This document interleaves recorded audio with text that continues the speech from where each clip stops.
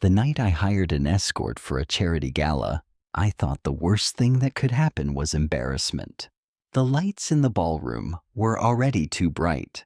The polished air felt too thin, and my chest, it held this hollow ache of loneliness, not a quiet sadness. No, a gnawing, physical deprivation, a hunger for touch, for recognition, for simply being wanted, that I'd been starving for 3 long years.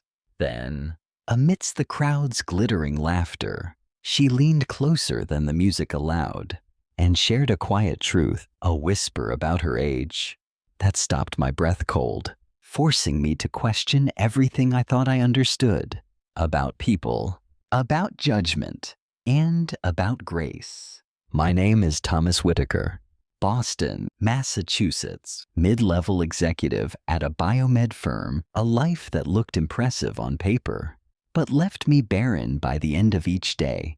The invitation to the Children's Hope Foundation Gala arrived. My name written in confident ink, with that subtle, insidious note suggesting a companion. Margaret, my wife, had been gone 3 years, stolen by a sudden illness. Time had taught me how to function, but not how to feel whole. In rooms full of entwined couples, the escort, I told myself, was a practical solution, a shield against the sympathetic glances, the whispered inquiries that chipped away at my composure. I found a reputable agency, one promising professionalism, boundaries, discretion, no scandal, no shame, just a presence, her profile. Grace Sullivan, articulate, composed, 22 years old, clearly an adult, legally sound, yet young enough to prick at my uneasy conscience, to make me painfully aware of how the world might dissect us. Standing side by side, when she arrived at my apartment, the deep navy of her dress shimmered like calm water under a distant moon. She carried herself with careful confidence, a quiet self-possession that spoke of a life demanding early maturity. No practiced flirtation, only polite warmth, a precise awareness of her role, of the fragile line between us. She asked to use the powder room, a final moment to compose herself. I nodded, turned back to straighten my tie, but I felt her presence so acutely. The soft click of the latch, the rustle of fabric, the hushed sound of her breath, her subtle movements. Just beyond that thin door, the barrier felt fragile, not just wood, but emotion, a silent agreement to keep certain realities hidden, even as the air thrummed with unspoken awareness. Tension gathered in my own shoulders, a strange mix of anticipation and unease. The gala unfolded in the grand ballroom, overlooking the Charles River. Crystal chandeliers dripped light onto polished floors. The air buzzed with the self-congratulatory hum of donors and executives. The familiar tightening began in my chest. The moment we stepped inside, a physical clench grief had etched into me, but Grace moved beside me with unexpected ease, a quiet anchor.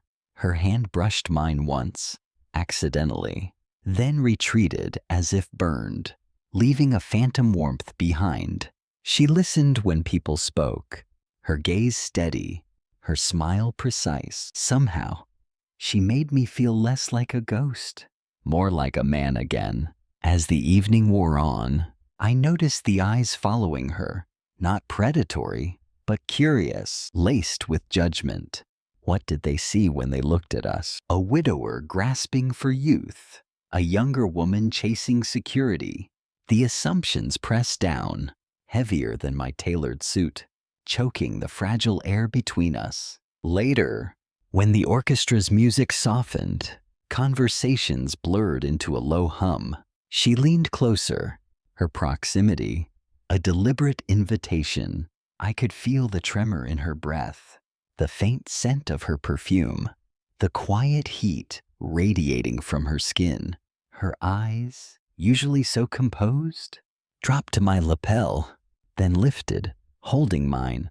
"My age," she began, her voice a near whisper, laced with vulnerability I hadn't expected.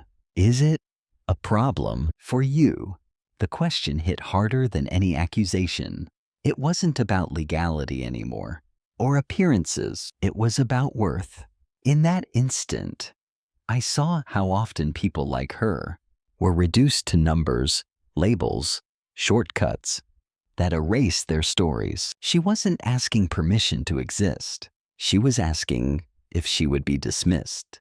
My own judgment, the very thing I'd paid her to avoid, rose unbidden.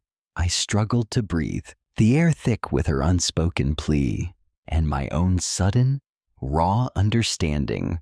My mind raced through memories of Margaret, of her unwavering belief in seeing the unseen battles everyone carried. I thought of Grace's dignity tonight, the subtle way she spoke of part-time college classes, of sending half her earnings to her mother, Ruth Sullivan, working double shifts in Ohio. The shame was bitter on my tongue. My throat tightened. A sudden, unexpected sting behind my eyes. I fought it down. A futile battle against the truth of my own loneliness, my own need for understanding. Grace, sensing my struggle, leaned back slightly, offering space. Yet her eyes remained fixed on mine, unwavering, almost daring me to retreat. The silence stretched, vibrating between us. The rest of the evening changed after that moment.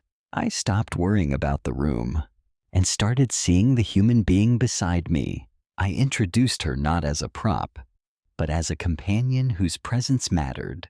When donors inquired about my life, I spoke honestly about my loss, about the Children's Hope Foundation, about the difficult path to finding connection again. I watched Grace relax, her shoulders lowering, her smile becoming less guarded, more genuine. At one point, Harold Bennett, a senior board member, made a remark heavy with condescension. Anger flared in me, but before I could react, Grace responded with quiet, undeniable grace, steering the conversation back to the charity's mission. Bennett faltered, his smallness exposed, and I felt something shift inside me. Respect, deep, unwavering respect, replaced fear. By the time dessert was served, the evening had raised more money than expected. Applause filled the room, and for the first time since Margaret's passing, I felt connected, truly present, to something larger than my grief. Healing, I realized, wasn't always about looking forward or backward. It was about standing fully in the moment, with another person, and choosing compassion. When the gala ended and the crowd thinned, the city lights reflected on the river. Like scattered prayers, we walked out together, the roles we'd played dissolving in the cool night air. The drive home was a soft hum of comfortable, thoughtful silence. I thought about how easily society drew lines, how quickly it judged who deserved respect. That night, she had challenged me to redraw those lines within myself. At her door, under the fading glow of a street lamp, the moment stretched, almost unbearably. The air between us was charged, thick with unspoken things. My hand hovered over my wallet, then withdrew, wanting to prolong the stillness. Her gaze, soft now, lingered on mine's, a silent question, a silent acknowledgement. Neither of us moved. The boundary of the night felt permeable, thin as silk. I paid her. The crisp bills felt strangely inadequate, a transactional end to something profoundly untransactional. "Thank you, Grace," I managed, the words feeling too small for everything. Her hand reached out, then stopped short. A whisper of a gesture a near touch that resonated louder than any embrace.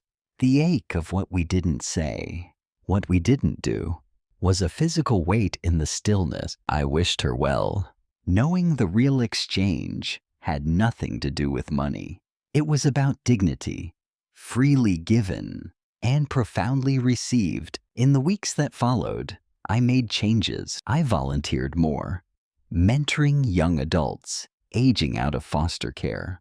I spoke openly about loss and loneliness, about the strength in asking for help.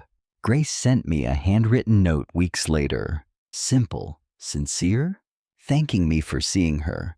I keep it in my desk drawer, a reminder that every encounter holds the potential to change us if we let it.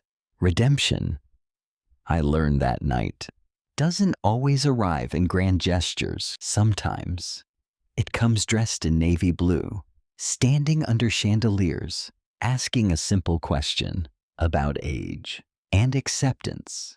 It comes when we choose to look past assumptions and see the soul standing in front of us.